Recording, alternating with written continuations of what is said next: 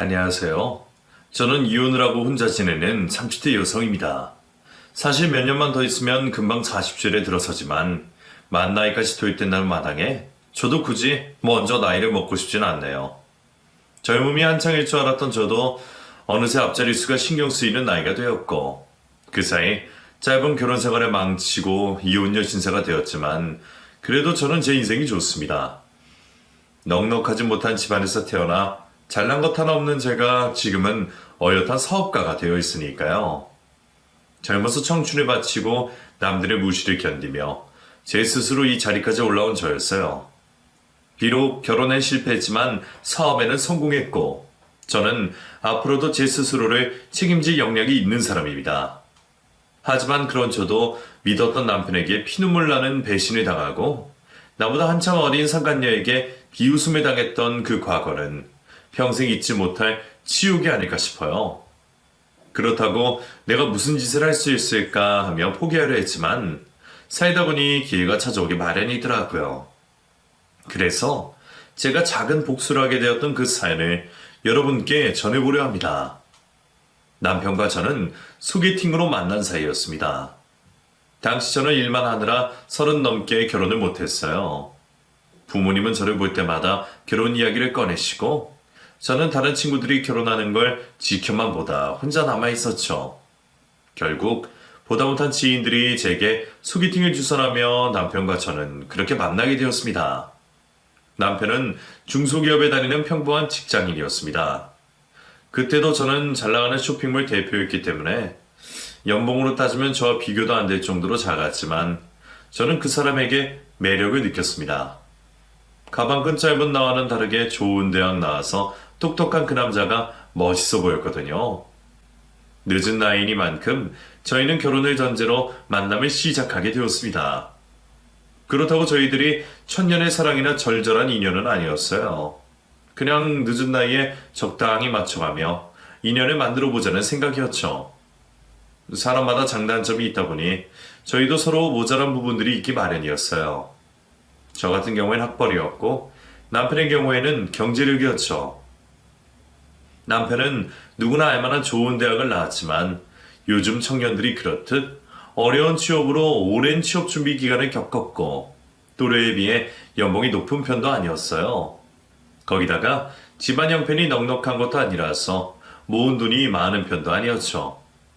그의 반면에 저는 남편처럼 대학은 나오지 못했지만 일찍 일을 시작해서 사회 경험이 많은 편이었습니다. 어려운 집안 살림 살려보려고 어려서부터 열심히 돈을 벌었고 그 덕분에 일찍이 쇼핑몰 사업으로 성공을 하면서 모은 돈은 꽤 있었어요.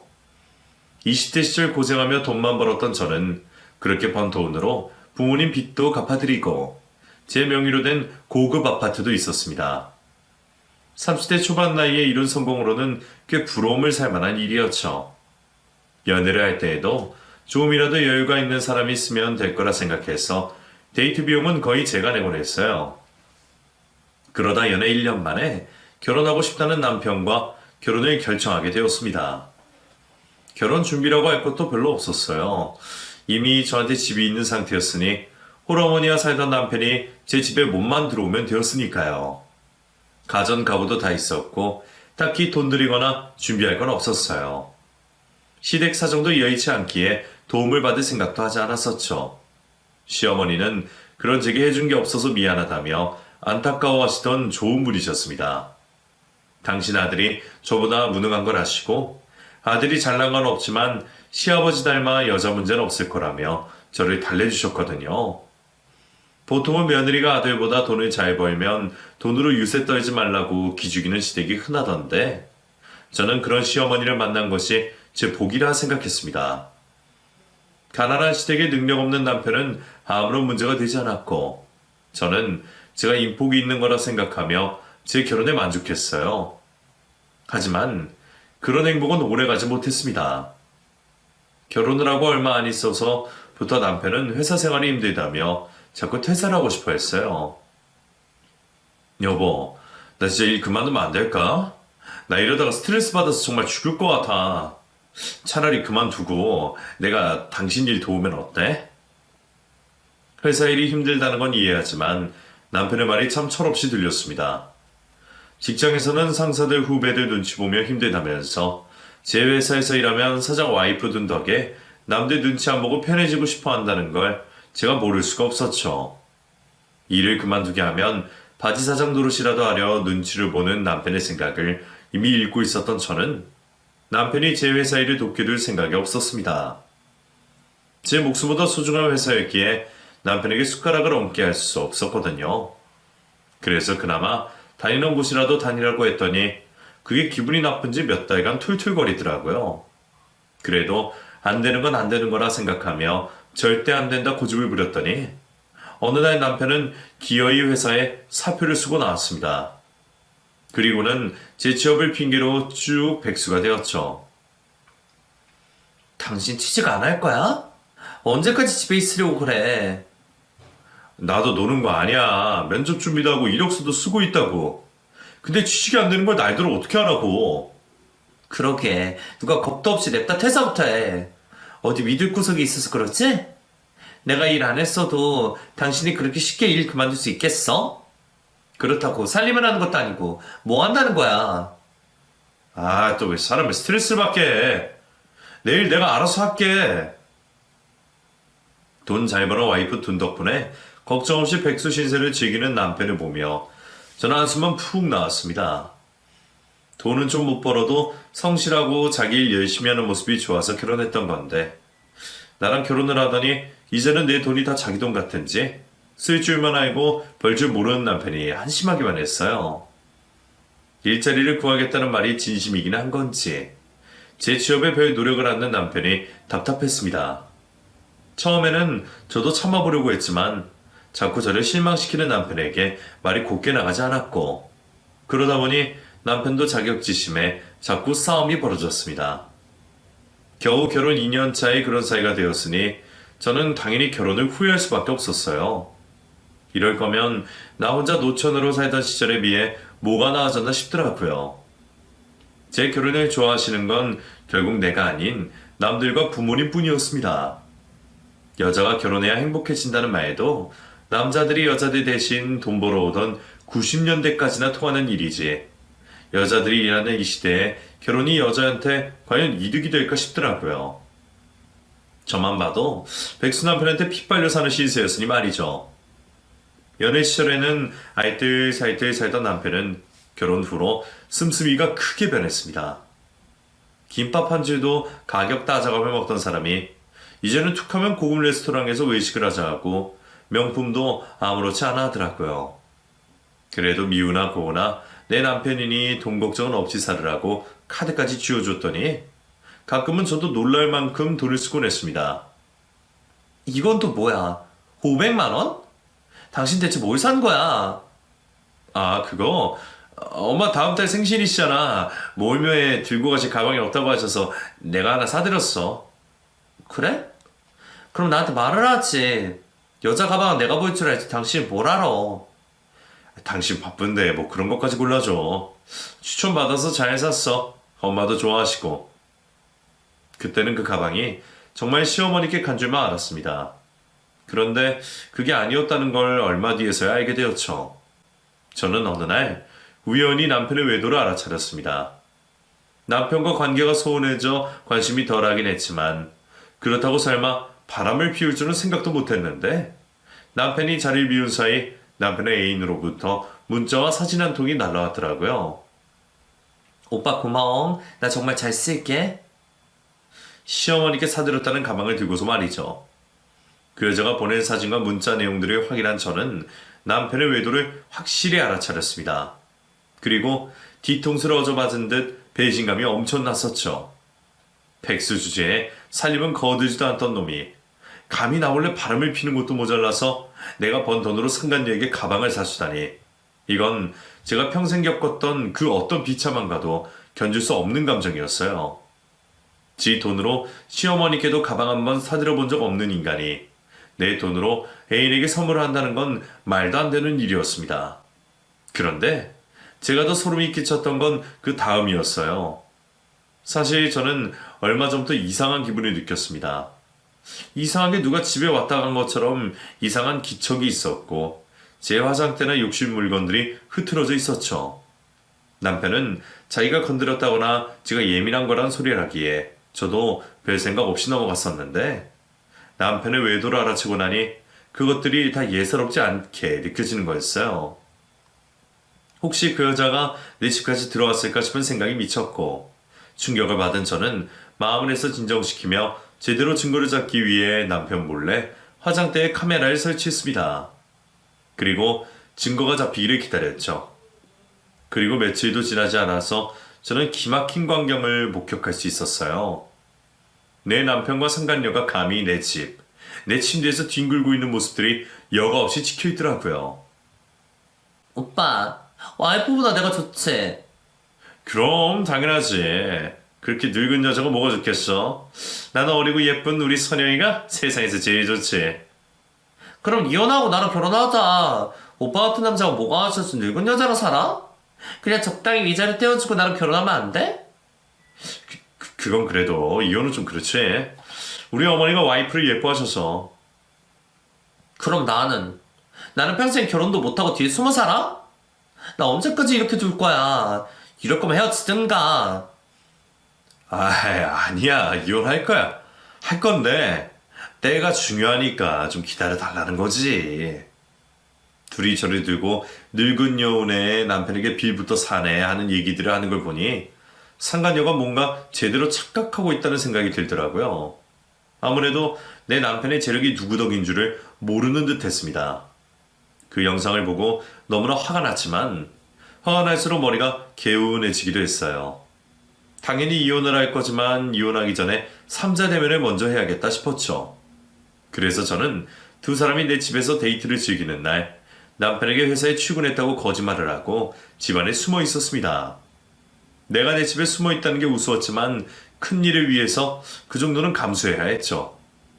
얼마나 지났을지 밖에서 데이트를 즐기고 돌아온 남편과 상간녀가 안방으로 들어오는 기척이 느껴졌습니다. 그리고 곧장 옷을 벗으려는 소리가 들리더라고요.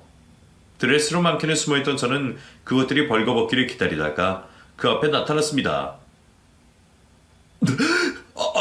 당신 여기 왜 있어?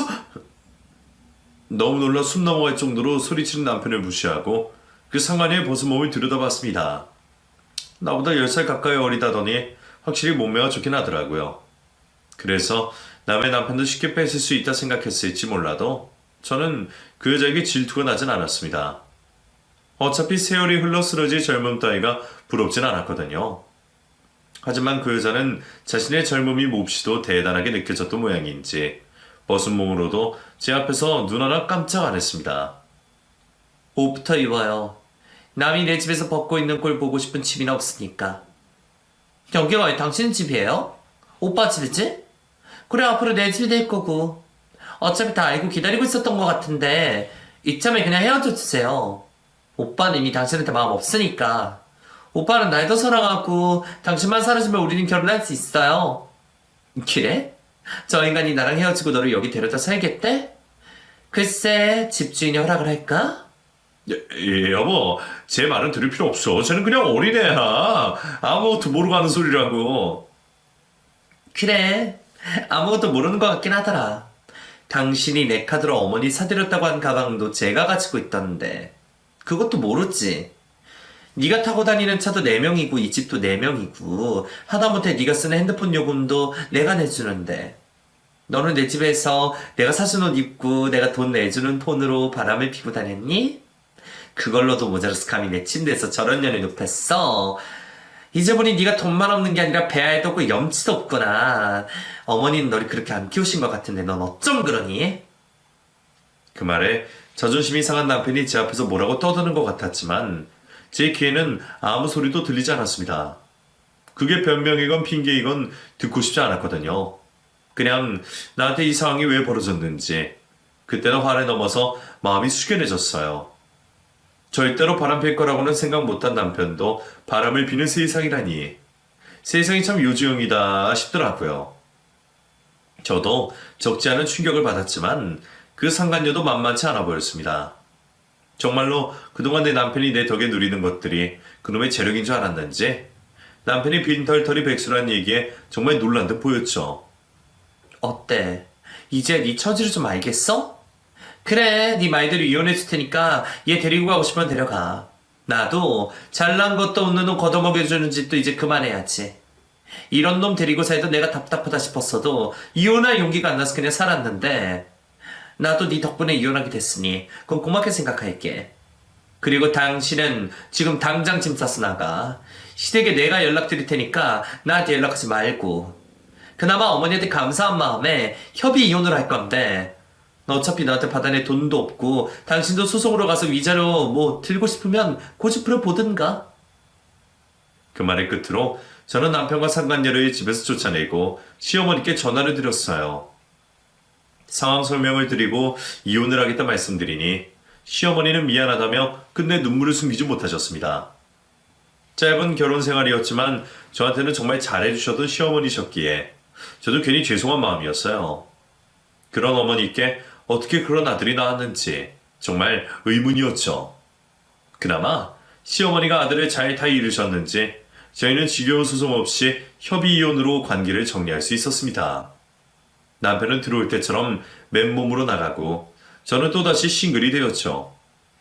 믿었던 남편에게 배신당하며 뼈아픈 이혼의 아픔을 겪기는 했지만 이혼을 한 뒤로도 제 삶이 크게 달라지진 않았습니다. 결혼 생활을 하면서도 남편에게 크게 바라고 기대한 게 없어서 그랬던 건지 오히려 제 돈 나눠 쓰는 객식구가 떨어져 나가니 빈자리가 허전하기는커녕 알던 이가 빠진 느낌이었어요. 그동안은 그것도 사랑이라도 어떻게든 보듬고 품으려고 했는데 막상 이혼을 하고 보니 왜 진작 이혼하지 않았을까 싶은 생각마저 들었죠. 어쩌면 남편의 외도 덕분에 아이가 생기기 전에 헤어진 게 불행 중 다행이구나 싶기까지 했어요. 물론 남편과 상간녀에게 당해야 했던 그 치욕스러운 모욕이 떠오를 때면 그것들에게 똑같이 복수하고 돌려주고 싶다는 생각이 들기도 했지만 어차피 막장 인생이 그것들에게 복수를 한다며 폼을 들이느니 그냥 나는 내 갈 길 가고 할 일 열심히 하는 게 가장 큰 복수라는 생각을 하기도 했어요. 아니나 다를까 이혼을 하고서야 끈떨어진 연이 되어 후회를 하던 남편이었으니 말입니다. 그래서 저는 괜히 제 손에 때를 묻히지 말자고 생각하며 하던 대로 제 일에 집중하기로 했죠. 덕분인지 이혼 후에도 저는 여전히 사업으로 잘 나가고 있었어요. 오히려 신경 쓸 부분이 하나 줄어서 그런지 전보다 일이 더 잘 풀리는 느낌이었죠. 몇 년 동안 공들여도 안 되던 일이 성사되고 원하던 투자도 받게 되었습니다. 사업이 잘 되다 보니 어쩔 수 없이 바빠질 수밖에 없었지만 혼자가 되고 보니 차라리 바쁜 게 낫다 싶기도 하더라고요. 그래서 저는 주말에도 쉬지 않고 일을 하고 있었고 그날은 특히나 중요한 날이었습니다. 해외 바이어를 모시고 식사를 하게 된 자리였거든요. 그분이 한식을 드시고 싶다고 하셔서 고급 한식당에 모시고 식사를 했는데 맛있는 음식 덕분인지 분위기도 좋게 흘러갔었죠. 식사가 끝나고 손님을 배웅해드리고 잠시 화장실에 다녀온 저도 식당을 나가려 했었죠. 칸칸이 방으로 되어 있던 식당이라 방에 코트를 두고 다녀왔었는데 옷을 챙겨 입고 방을 나가려는 순간 옆방으로 손님들이 들어가는 모습을 보게 되었습니다. 한식당이다 보니 저처럼 미팅이나 모임을 하는 사람들 말고 상견례를 치르는 손님들이 특히나 많았는데 그쪽도 그런 분위기로 보이더라고요. 중년의 부부들과 젊은 남녀가 나란히 방으로 들어가는 것을 우연히 보게 된 저는 예비 신부의 익숙한 모습에 깜짝 놀라 다시 방으로 숨을 수밖에 없었습니다. 그 여자를 알아보고 거의 본능적으로 몸을 숨긴 탓에 그쪽에서는 저를 보지 못한 듯 했어요. 아마 그쪽에서 저를 알아봤더라면 그렇게 웃고 있지 못했을 테니까요. 제가 한눈에 알아본 그 여자는 내 남편과 바람이 났던 그 어린 상간녀였습니다. 남들이 상견례하는 모습을 보고 괜히 흐뭇하려던 제가 주인공이 다름 아닌 제 남편의 상간녀였다는 걸 알게 되니 갑자기 머리가 어질어질해지는 거였죠. 내가 이혼한 지 1년도 안 되었으니 그 여자가 내 남편이랑 헤어진 것도 그 정도일 텐데 그 사이 누구를 꽂혀서 결혼을 준비하나 싶었어요. 돈 있는 유부남 꽂아서 팔자전 펴보려고 하다가 그놈이 빈털터리인 걸 알고는 태세 전환해서 손절을 하더니 이번에는 또 누구를 엮어서 결혼을 하려나 정말 궁금하더라고요. 다른 사람들이 들어갈 때 얼핏 보기는 했지만 그 사람들의 차림이 절대 빈티나 보이지는 않았거든요. 시어머니 되시는 걸로 보이는 분은 몇 천만 원이 되는 에르메스 가방을 드셨고 예비 신랑 역시 명품 수트와 비싼 시계를 찬 것을 한눈에 알아보았습니다. 어디서 부잣집 남자라도 물어서 시집을 가려나 싶었던 저는 옆방 소식이 궁금할 수밖에 없었죠. 결국 다시 방으로 들어간 저는 옆방에 바짝 귀를 가져다 대고 상견례를 엿게 되었어요.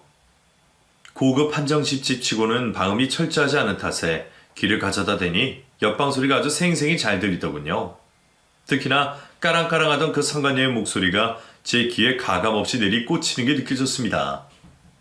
제가 워낙 남자를 몰라서요. 다른 여자들처럼 눈치 빠르게 유령 피진 못해요. 제가 여우보다는 꼼까거든요. 그래도 오빠가 바라는 대로 잘할 자신은 있어요. 제가 어려서부터 꿈이 현모양처였거든요. 어머님 아버님께도 안 피우고 잘하겠습니다. 자기가 여우가 아니라 곰이라며 겸손한 척 뻔뻔한 거짓말을 하더라고요. 어디서 상간녀인 과거를 숨기고 신분 세탁하는지 결혼할 사람 앞에서 요조숙녀인 척하는 그 꼬락서니에 정말 기가 막혔죠. 처음에는 그냥 궁금한 마음에 조금 엿듣기만 하다가 관심을 끄려고 했지만 듣다 보니 이건 정말 아니다 싶은 생각이 들었습니다. 남자 쪽이야 그 여자한테 철저히 속았으니 그 여자의 본색을 모르는 게 당연하겠지만 그 여자 부모도 그 여자가 유부남을 만났다는 걸 모르는 건지 다들 자기 딸이 순하고 착하다며 하나같이 칭찬 일색이었어요. 그 순간 저는 이 결혼을 그냥 둬도 되는 건가 싶었습니다. 사실 제가 그 일을 겪을 때만 해도 저는 상간녀보다는 남편에게 화가 났었습니다. 가족이라 생각했던 남편이 나를 기만하고 숙였다는 것이 제일 큰 상처이고 배신이었거든요. 남편에게 더 화가 났던 저는 그 여자애가 내 남편이 유부남인 걸 알고도 만났다는 게 어이가 없으면서도 아직 세상 물정 모르는 애가 돈독이 올라서 그랬나 보다 생각하며 오히려 그런 인생이 안타깝기까지 했었습니다. 그래서 그때는 어린 상간녀가 괘씸하기는 해도 별다른 조치 없이 넘어갔었어요. 간통죄가 없어지기는 했지만 상간녀 소송을 할 수는 있었고 원하면 망신을 줄 수도 있었지만 그렇게 해서 나한테 돌아오는 게 뭘까 싶어 굳이 제 손을 더럽혀가며 일을 벌이고 싶지 않았거든요. 그때는 그냥 빨리 이혼을 하고 잊어버리고 싶었어요. 그래서 저는 그 상간녀에게 큰 관심을 두지 않았고 위자료 소송도 하지 않았습니다. 하지만 그렇다고 그 여자가 용서된다는 건 아니었죠. 적어도 몇 년은 자중하며 살 줄 알았더니 설마 남의 가정을 파탄내놓고 얼마 되지도 않아서 결혼을 한다고 할 줄은 몰랐네요. 그것도 자기 분에 넘치는 남자와 말이죠. 저는 그 여자의 실체를 모르고 인생을 망치게 될지 모르는 한 청년을 구원하고 싶었습니다.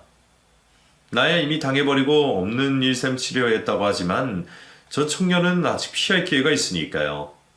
어쩌면 이렇게 우연처럼 그 상간녀를 다시 마주한 것이 운명이고 계시가 아닐까 싶기도 했습니다. 제가 나선다고 해도 결혼을 할 수 있겠지만 적어도 그 여자의 본색을 전혀 모르고 있는 사람들에게 실체를 알려준 게 맞다 싶었어요. 저는 제가 들고 있던 상간녀와 남편의 외도 증거들을 떠올렸습니다. 저는 식당에 룸을 치우지 말아달라 부탁을 한 뒤 근처에 있던 가까운 사진관으로 달려가서 제 클라우드에 들어있던 사진들을 일일이 인쇄하기 시작했습니다. 그렇게 사진을 뽑아온 저는 상간녀의 얼굴이 선명한 사진들을 보며 알 수 없는 뿌듯함까지 느꼈습니다. 당시에는 내 남편의 만행에 치가 떨려 사진들을 제대로 들여다보지도 못했는데 이혼을 하고 나니 남이다 싶어서 그런지 이해는 그 사진을 봐도 아무렇지 않더라고요. 아니, 오히려 그때는 크게 느끼지 못했던 상간녀에 대한 분노가 피어오르는 기분이었습니다. 같은 여자로 이해해보려 생각을 해봤지만 나 같으면 아무리 돈이 좋고 남자가 좋다고 해도 남의 남자를 빼앗고 다른 사람에게 상처 주는 일은 못할 것 같은데 말이에요. 그런 마음을 먹을 수 있는 여자가 결혼을 해서 행복해지면 안 되겠죠. 저는 옆방에 서빙을 들어가는 종업원을 잡으며 작은 부탁을 했습니다. 저 뭐 하나 좀 부탁해도 될까요? 무슨 부탁이요? 별건 아니고 그냥 서빙하실 때 이 사진들 좀 같이 들어가 주셨으면 했어요. 물론 책임은 다 제가 질 거고 선생님한테 피해가실 일은 없게 할게요. 제가 그럴 만한 사정이 있어서요. 무슨 사진이길래... 어머, 이게 뭐예요? 사실 제가 남편의 바람으로 이혼을 했어요. 상간녀가 저더러 이혼해달라 그러더라고요. 근데 사진 속 그 상간녀가 바로 이 옆방에 있어요. 다른 남자랑 결혼을 한다고 상견례를 하러 말이에요. 제가 남들에게 동정을 구걸하는 성격은 아니지만 그때는 그 종업원분께 제 사정을 설명할 수밖에 없었습니다. 사정을 모르고서는 그분도 그런 말도 안 되는 말을 해주실 리 없다고 생각했거든요. 세상에, 그런 여자가 결혼하면 안 되죠. 그래도 내가 이 사진 들고 들어갈 테니까 걱정 마세요. 정말 감사해요. 제가 사례는 꼭 할게요. 사례는 무슨 사례예요. 같은 여자 얘기 듣고 사는 거지. 그럼 제가 발레비로 뽑았던 건데 여기 5만 원이라도 받으세요. 제가 현금이 없어서 죄송해요. 동료분들이랑 커피라도 사드세요. 정말 감사해요. 하나는 같은 여자인데 내 남편을 탐내고 뒤통수를 치고, 한 분은 같은 여자라는 이유로 일면식 없는 저를 도와주시겠다고 하니 세상에는 참 여러 사람들이 사는구나 싶었네요. 어쨌거나 저는 그분의 도움으로 옆방 상견례 테이블에 그 사진들을 전달할 수 있었습니다. 제가 늦지는 않았던지 이제 막 후실이 들어갈 타이밍이니 그 사진들과 함께 담소를 나누기 딱 좋겠다 싶었어요. 종업원을 통해 사진을 들어보낸 저는 다시 방 안으로 들어가 벽에 귀를 대고 옆방의 소식을 지켜보게 되었습니다. 처음에는 다들 사진의 정체를 알아차리지 못하는지 조용하더니 이내 누군가가 사진을 발견한 듯 했어요. 이건 뭐야? 아니 여기 무슨 사진이 있는데? 사진? 무슨 사진인데요? 어머, 이게 대체 뭐야? 웅성웅성 어수선한 소란에 결국 상간녀가 자기 모습을 알아본 듯 했어요. 하지만 그 여자보다 남자 쪽이 한 발 빨랐습니다. 이거 설마 선영이는 아니지? 여기 이 여자 나랑 너무 닮았는데? 그럴 리가. 나 절대 아니야. 이게 뭐야 진짜? 이거 아마 누군가 나를 음해하려고 가짜로 만든 것 같아. 내가 여기서 상견례 하는 거 알고 내 결혼 망치려고 사주를 한 거라고. 대체 누가? 뭐 때문에 그런 짓을 해? 선영이 너 정말 뭐 캥기는 짓이라도 하고 다닌 거야? 캥기는 짓이라니. 오빠는 날 뭘로 생각하는 거야? 됐어. 이런 사진 들여다봐서 뭐해. 진짜 나 아니라니까. 이거 봐. 여기 보면 네 타투랑 똑같은데 이래도 정말 네가 아니라고? 뭐? 타투? 아니, 제 몸에 문신까지 있다 이거니? 어디 여자가 몸에 문신을 새겨? 경민이 언니한테 그런 애를 만나고 다닌 거니? 죄송해요 엄마. 저도 이런 여자인 줄 몰랐네요. 오빠, 나 그런 여자 아니야. 나 정말 아니라고. 그 문신은 아마 날 아는 사람이 날 음해하려고 작정하고 조작했나 보지. 딥페이크 뭐 그런 거 있잖아. 이거 분명히 다 합성이야. 내 남편과 상간녀가 나체를 뒹굴고 있는 수십 장의 사진들로 이미 상견례 자리는 난장판이 되었고, 상간녀의 부모는 물론 약혼자의 부모까지 모두 그 사진을 똑똑히 보셨습니다. 다들 큰 충격을 받았는지 당황스러워하는 모습이 제 눈앞까지 보이는 듯 했어요. 상간녀는 당연히 아니라며 끝까지 시비를 떼었지만 너무나 확실한 사진 증거로 변명은 통하지 않아 보였습니다. 물론 그 여자 말처럼 합성이나 비슷한 사람일 수는 있지만 그 여자 몸 은밀한 곳에 새겨져 있는 문신까지 알고 있는 사람은 흔치 않을 테니까요. 약혼자 역시 상간녀의 변명을 원치 않은 듯 했죠. 그럼 네 말은 이 사진을 보낸 누군가가 네 몸에 타투가 있는 줄 알고 이렇게까지 주장했다는 거네. 그럼 그 사람은 네 몸을 진작봤다는 거야? 그건 거봐. 너도 말이 앞뒤가 안 맞다 싶지? 이게 사진들이 정말 합성일 수는 있다고 해도 그 사람이 너의 은밀한 비밀까지 알고 있고 이런 날 이런 일까지 벌였다는 게 문제 아닐까? 대체 뭐라고 다녔기에 이런 원한을 사차이. 나랑 우리 부모님까지 난처하게 만드는 거야. 너한테 정말 실망이다. 오빠는 나보다 이 사진을 믿는 거야? 난 정말 억울해. 나 이 남자가 누군지도 모른다고. 글쎄, 여기 사진 뒷장에는 그렇게 쓰여있지가 않은데 제가 그 사진만 덜렁 보냈던 건 아니었습니다. 물론 나이 있으신 어른들에게는 벌거벗은 사진 자체로도 충격적이겠지만 상대 남자가 전 남자친구일 수도 있는 거고 요즘 세상에 연애하는 게 흠도 아니니 민망하고 난감하기는 해도 그 정도는 이해하고 넘어갈 수도 있는 부분일 거라 생각했거든요. 내가 하면 로맨스고 남이 하면 불륜이라는 말처럼 평범한 남녀 간의 모습으로 보이는 그런 사진만으로도 두 사람의 불륜이 설명되지 않으니까요. 애초에 그 사진을 보낸 사람이 저라는 걸 굳이 숨길 생각이 없었던 저는 내가 그 여자 때문에 이혼당한 본처라는 것을 당당히 적어놨습니다. 혹시라도 못 보면 어떻게 하나 싶었지만 다행히도 약혼남이 제 편지를 잘 받은 듯 했어요. 진심이 담긴 제 얘기를 듣는다면 아무리 여자를 사랑해서 반신반의하며 믿지 않던 사람이라도 의심을 할 수밖에 없을 거라 생각했거든요. 그리고 제 예상은 정확히 들어맞았습니다. 너 유부남 만났었냐? 이 남자 결혼한 남자였어? 그러네. 여기 이 남자 손에 결혼바지 끼고 있었네. 거기다가 이 장소로 호텔 같지는 않고 누가 봐도 남의 집 안방 같은데 너 정말로 남의 집 안방에서 그 집 남편이랑 불륜을 저질렀던 거야? 그런 짓을 한 거야? 세상에 뭐하는 애야 정말? 그러기에 내가 보기에도 사진 속 여자랑 똑 닮았는데 무슨 어디 사돈이 한번 말씀 좀 해보시죠. 부모면 자기 딸 모습 정도는 알아볼 수 있을 거 아니에요. 아니에요. 저희 딸은 그런 아이가 아닙니다. 저희 애가 얼마나 순진한데요. 유부남을 만났을 리 없어요. 그리고 설령 무슨 일이 있었다고 한들 다 지난 과거사 아닙니까? 지금이 중요한 거죠. 김서방도 연애 한 번은 해봤을 거 아닙니까? 어머 이 사람들 말하는 것 좀 봐. 이게 그냥 연애 한 번 한 거랑 같습니까?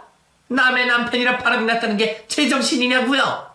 이 사람들 정말 무서운 사람들이네. 사실 저는 아까까지만 해도 그 상간녀의 부모는 아무것도 모르고 자식 잘못 둔 죄로 안타까운 일을 겪겠다 생각했어요. 그런데 그 사람들이 자기 딸이 유부남과 남의 집 안방에서 불륜을 벌였다는 걸 알고도 자기 자식의 허물을 덮으려고 하는 모습에 치가 떨리더라고요. 그 사람들이 하는 변명을 들으니 역시 콩 심은 데 콩 나는 거구나 싶었죠. 아무리 자식을 품어주고 싶어도 할 말이 있고 못할 말이 있을 텐데 그런 꼴을 보고도 뻔뻔하게 변명을 하는 모습이 전에 제 앞에서 남편과 헤어져 달라며 따져묻던 상간녀의 태도와 똑같았습니다. 뒤늦게 만나본 적도 없는 상간녀 부모에게까지 화가 났지만 제가 끼어들 틈도 없이 이미 옆방은 완전히 아수라장이 되어 있었습니다. 상간녀는 끝까지 아니라며 변명을 해보려고 했지만 앞뒤가 맞지 않는 변명을 들어주는 사람은 아무도 없었습니다. 오죽하면 상간녀 부모마저 사실을 인정하면서도 이미 지난 과거라며 이해를 부탁하고 있었으니 누구도 상간녀를 믿고 있지 않다는 게 확실했죠. 심지어 약혼남 쪽에서 지금도 만나고 있고 자기랑 양다리를 걸친 게 아니냐는 합리적인 의심까지 하더라고요. 이미 양치기 소년이 돼버린 탓에 의심은 점점 커지는 듯 했습니다. 됐다. 네가 진짜 불륜을 저질렀는지 그냥 전남친일 뿐인지 모르겠지만 이렇게 문제 만드는 여자랑은 결혼 못하겠다. 오빠 그러지 마. 나 오빠 정말 사랑해. 너도 염치한 게 있으면 이런 걸 보이고도 결혼하자는 소리는 못하겠지. 이 결혼 없던 걸로 하자. 다시는 연락하지 마. 결국 궁지로 몰릴대로 몰려버린 상간녀는 약혼자에게 버림받으며 파혼을 당했습니다. 약혼자와 그 가족들이 치를 떨며 방을 벗어나자 남아있던 상간녀의 부모까지 상간녀를 외면하더군요. 내가 정말 너 때문에 못 산다. 이게 무슨 개망신이야. 우리도 너 같은 딸 키울 생각 없으니까 집에 들어오지도 마. 결국 상간녀는 약혼자와 부모에게 버려졌고 홀로 남겨진 상간녀는 분노에 가득 차서 상에 있던 그릇들을 깨트리며 난장을 피우고 말았습니다. 여기 이거 가져온 년 누구야? 아까 그 종업원 어디 있어? 아무래도 이 모든 사건을 원흉을 사진을 가져다 둔 종업원에게서 찾으려고 하는지 자기네 방에 서빙을 했던 담당 종업원을 애타게 찾고 있더라고요. 그렇게 저를 도와준 종업원이 그 상간녀에게 붙잡히는 순간 옆방에 있던 제가 뛰쳐나왔습니다. 괜히 죄 없는 종업원을 붙들고 화풀이를 하던 상간녀가 갑자기 나타난 저를 보고는 놀라서 눈이 튀어나오는 게 느껴졌죠. 당신이 여기 어떻게 있는 거야? 설마 이 사진들 다 당신이었어? 그래. 그럼 나 말고 또 누가 있어? 설마 내 전 남편이 그랬을 거라고 생각하는 거야? 그놈이 너한테 차이고 너한테 미련이 있어서? 그래. 그런 생각을 했을 수도 있겠다. 근데 그건 걱정 안 해도 될 거야. 그놈 그럴 정도의 정보력도 없고 그럴 배짱도 없는 사람이거든. 게다가 너한테 차이고 나한테 버림받고는 자기 입에 풀칠하기도 바빠서 복순이 뭐니 신경 쓸 겨를도 없을 거야. 그놈 아마 네가 결혼하자는지도 모르고 있을걸? 근데 어떻게 내가 딱 알아버렸지 뭐야? 대체 나한테 왜 이러는 거야? 우린 다 끝났잖아. 당신 남편 돌려준다고 했는데 왜 그래? 돌려준다고? 남의 물건 손대서 더럽혀놓고 돌려놓으면 그만이니? 너는 남이 핥아먹던 밥상 다시 먹고 싶어. 내가 뭐하러 그런 놈이랑 계속 살겠어. 네 눈엔 내가 그 정도로밖에 안 보였던 모양이지만 나 생각보다 능력이 있거든. 너처럼 이렇게 낭자한테 등쳐먹으면서 살지 않아도 내 능력으로 내가 벌어서 살 수 있어서 말이야. 그래서 그런 남편이라면 없는 게 나아. 오히려 이혼하고 더 잘 된다니까? 지금 너 얼마나 운이 따랐는지 우연히 너를 만나서 복수해줬잖아. 너 이거 명예훼손이야. 내가 가만히 있을 거라 생각해? 내 인생 망치고도 무사할지 어디 두고 봐. 내가 복수할 거야. 네가 훼손당할 명예라는 게 있니? 아가, 허세 부리지 마. 내가 그때 널 어떻게 할 수 없어서 넘어간 거라 생각하니? 그때는 복수해줄 가치도 없어서 그냥 넘어갔을 뿐이야. 근데 네가 나한테 복수를 하겠다고 하면 안 되지. 내가 무슨 잘못을 했니? 나 같은 사람 하나 덜 만들려고 하는 게 잘못이야. 네가 남자끼여서 팔자라도 피고 싶은 이 심정은 이해하지만 너한테 이용당하는 남자들은 불쌍하잖아. 지나가는 사람이 위험에 처하면 돕는 게 인지상정이야. 그래서 나는 이 약혼자를 도와줬을 뿐이고. 그때 진작 해뒀어야 하는 말에 너무 늦게 했구나 싶어 아쉬움이 들었지만 이제라도 진심을 전할 수 있어서 참 다행이다 싶었어요. 저희가 그렇게 시시비비를 가르는 동안 식당으로 경찰이 들어왔습니다. 식당 측에서 집기를 깨부수고 난장판을 여린 그 상간녀를 신고했던 모양이었어요. 거기에다 고급 한식당이라 식기들도 꽤 좋은 물건들이었는데 접시며 그릇이며 많이도 끼워 먹었으니 재물손괴, 영업 방해로 벌금 정도 받지 않을까 싶더라고요. 결국 상간녀는 제게 더 말하지도 못하고 경찰서로 끌려가게 되었고 저는 조금 후련한 마음으로 식당을 빠져나오게 되었습니다. 하지만 그 후련함은 오래가지 않았어요. 그런 일까지 있었으니 앞으로 그 여자를 다시는 볼 일 없을 거라 생각했는데 나더러 복수하겠다는 그 여자가 결국 저를 명예훼손으로 고소를 했더라고요. 집으로 날라온 고소장에 저는 코웃음이 났습니다. 정말 이런 걸로 나를 벌 줄 수 있을 거라 생각하는지 귀엽기까지 하더라고요. 있는 사실을 얘기한 건데 그게 왜 명예훼손인가 했지만 법은 여전히 제 편이 아니었습니다. 아무리 진실을 얘기해도 사실적시 명예훼손으로 처벌을 받을 수 있다니. 결국 저는 300만 원의 벌금형을 받게 되었죠. 나름 철저히 준법 정신 지키며 탈세에 과속딱지 한번 끊겨본 적 없던 제가 그런 일로 벌금형을 받는다는 게 어이가 없었지만 300만 원으로 그 여자를 파혼시킬 수 있었다면 10번도 더 벌금을 받을 수 있을 것 같았습니다. 간통죄도 없어진 마당에 저 같은 사람들이 상간녀를 벌줄 수 있는 일이 달리 없었으니까요. 하지만 제가 벌금을 내야 했던 만큼 그 여자도 법적인 죄값을 치러야겠다 생각했죠. 귀찮아서 그냥 넘어가려고 했더니 내가 300만 원을 준 만큼 그 여자한텐 10배는 받아야 되겠다 싶더라고요. 그래서 저는 곧바로 그 여자에게 상간녀 소송을 걸었습니다. 이혼한 지 1년이나 지났지만 상간녀 소송은 3년까지 할 수 있었거든요. 멍청한 그 여자가 그걸 모르고 이런 짓을 벌였는지 모르겠지만 알고 했던 모르고 했던 이제는 그 여자가 죄값을 치를 시간이 왔습니다. 이미 증거는 차고 넘칠 정도로 충분했으니 아마 괘씸죄까지 적용하면 최고 벌금까지 나오지 않을까 기대했어요. 알아보니 최고 5천만 원을 받은 사례가 있더라고요.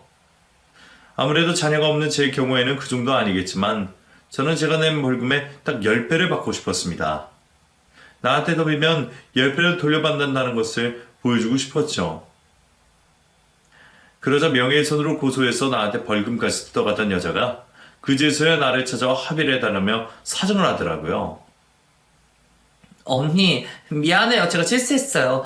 그때는 저도 파혼컷이 당하고 너무 화가 나서 그런 거지. 언니한테 다른 마음은 없었어요. 솔직히 저도 이제 다 끝난 마당에 언니한테 무슨 감정이 있겠어요. 근데 언니가 갑자기 상간녀 소송을 하시니까 너무 당황스러워서 찾아봤어요. 제가 잘못했으니까 용서해주세요. 네? 제가 무슨 3천만 원이 있어요. 결혼 준비한다고 있던 돈도 다 써버렸다가 파혼까지 당했는데 저 정말 드릴 돈이 없어요. 너 돈 없는 줄은 내가 잘 알지. 근데 그랬으면 더 조심을 했어야지.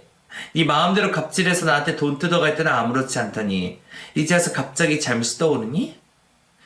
나한텐 네 사과 받고 싶지 않고 나한테 사과할 필요도 없어. 잘못은 다 저질러 놓고 사과만 하면 끝이야. 어차피 마음은 보이는 것도 아닌데. 네가 진심인지 아닌지 내가 알게 뭐니? 마음은 눈으로 안 보이지만 돈은 물질이잖아. 그러니까 네가 잘못한 만큼 법정에서 선고하는 위자료로 네 성의를 보여. 합의해줄 생각 없고 네 얼굴 보고 싶지 않으니까 다시는 연락하지 말고. 그 애가 무릎이라도 꿇으면 속이 좀 풀릴까 했는데 이미 다 지난 일이라 생각해서 그런지 별로 기분이 다르지 않더라고요. 거기다가 어차피 진심도 아닐 얘기를 이제 와서 해보자 무슨 소용이 있겠어요. 정말 옛날처럼 간통죄라도 있어서 감옥에서 죗값을 치르기라도 하면 모르지만 말이에요. 그래서 저는 그 여자의 말에는 관심이 없다며 사과를 받지 않고 돌려보냈습니다. 그리고 재판 결과 저는 정말로 3천만 원의 위자료를 지급받게 되었어요. 그 애가 저한테 이혼을 종용했던 덕분에 상간녀가 이혼에 큰 책임이 있다는 이유였습니다. 저한테는 3천만 원이 그리 큰 돈은 아니었지만 그 여자한테는 적지 않은 돈이라는 게 그나마 다행이었습니다. 돈을 구하기 어려운 건지 그 후로도 변호사에게 사정하는 전화가 걸려왔다고 들었지만 돈을 안 주면 집에 빨간 딱지라도 붙여준다고 하니 금방 돈이 들어오더라고요. 아마 그 돈도 그 여자의 부모 돈이겠지만 어쨌든 저는 피해 보상을 받는 것으로 만족했습니다. 진작 이렇게 끝났어야 하는 것을 괜한 미련만 만들었구나 싶었죠. 그 여자가 또 누구를 속여서 새 출발할 수 있을지는 제가 장담할 수 없지만 그녀가 부디 뿌린 대로 거두기를 바라며 이번 기회로라도 자기 잘못을 뉘우치고 새 사람이 되기를 바랍니다.